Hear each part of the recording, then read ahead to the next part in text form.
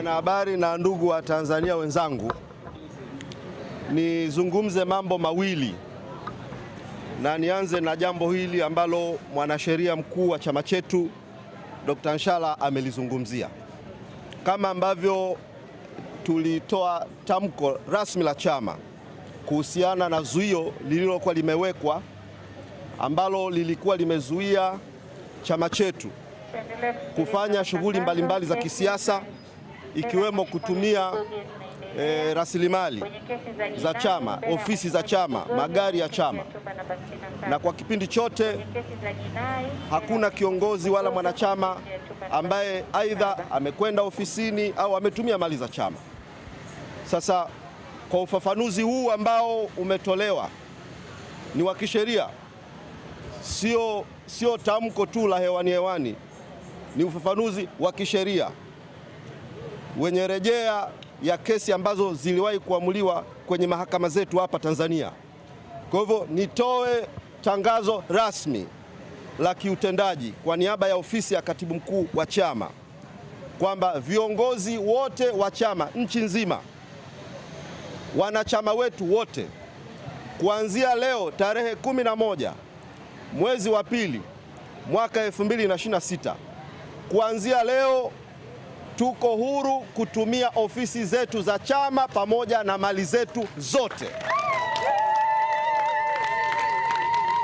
Ninaelekeza kuanzia kesho, viongozi, nendeni ofisini, kafanyeni maandalizi ya usafi, kakagueni magari, kakagueni ofisi, kakagueni nyaraka na mali mbalimbali katika ofisi zetu, na tutatoa taarifa sasa ya maelekezo, vikao vianze kukaliwa kwenye ofisi zetu kuanzia kesho, na hakuna yoyote wa kutuzuia kwa sababu jambo hili ni la kisheria.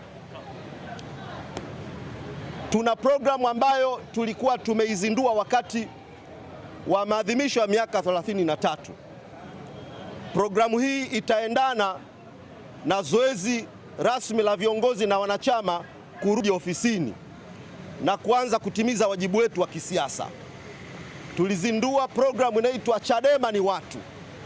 Chadema ni nini? Chadema ni watu. Kwa hivyo wale wote wanaotaka kujiunga na chama hiki, huu ndio wakati wa kujiunga ili uweze kuhesabiwa sasa, tuthibitishe Chadema ni watu. Kwa hivyo tutatoa fursa na matangazo mbalimbali wa Tanzania ambao wamekuwa wakifuatilia siasa za nchi hii, wakifuatilia kesi zetu mbalimbali, ambao wanapenda mageuzi na mabadiliko. Basi sasa tutakuwa na programu hii inaitwa Chadema ni Watu, tukathibitishe Tanzania na dunia ijue kwamba nchi hii kiko chama kinaitwa Chama cha Demokrasia na Maendeleo, Chadema, na chama hiki kina watu.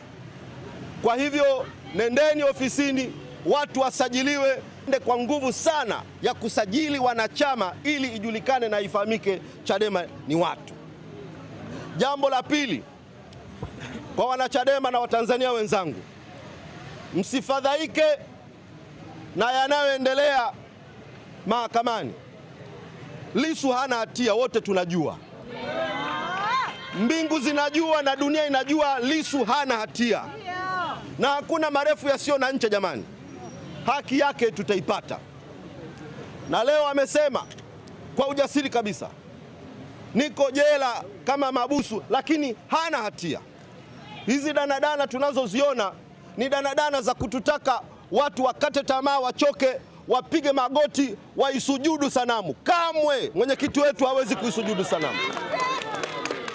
Na hata sisi viongozi, wasaidizi wake na wanachama hatutakubali kuisujudu sanamu.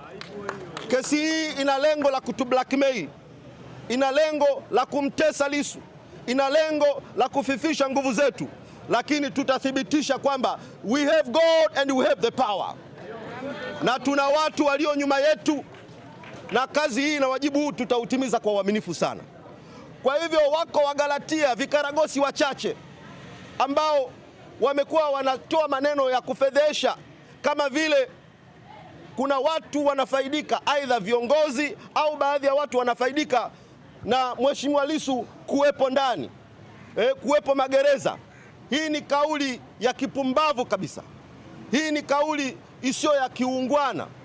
Kama kweli wanadhani kuna mtu anafaidika, aidha viongozi wanafaidika na Lissu kuwepo ndani, au kuna wanachama wanafaidika na Lissu kuwepo ndani, au labda familia yake inafaidika na Lissu kuwepo ndani, basi hao wenye uchungu na hao wanaofaidika wamwachilie Lissu basi, ili hawa watu wapate hasara. Aachiliwe basi ili familia yake isifaidike. Aachiliwe basi ili wanachama wasifaidike. Aachiliwe basi ili hao viongozi inaosemekana wanafaidika wasifaidike. Aachiliwe basi. Lakini sisi tunasimama kwa ujasiri, tunasema Lissu sio mhaini, Lissu hana hatia. Na huu ndio uwe wimbo wetu kuanzia sasa. T-shirt ziprintiwe, nyimbo ziimbwe, ngonjera zitungwe, miziki ichezwe, tuimbe wimbo wa kwamba Lissu sio mhaini na wala Lissu Naam. Asante. Hivyo ninawasihi nimalizie kwa kusema kwamba tuwe na ujasiri na haya ambayo yako mbele yetu. Vita hii tutaipigana kwa fonti zote. Tutaipigana mahakamani, tutaipigana barabarani, tutaipigana kwenye maji, tutaipigana angani, tutaipigana kwenye cyber, kila mahali. Hakuna jiwe litakaloachwa. Tutaipigana kila mahali. Tunaye Mungu, tuna watu, tuna nguvu, tutashinda. Amen. Asanteni sana. Nawashukuru sana.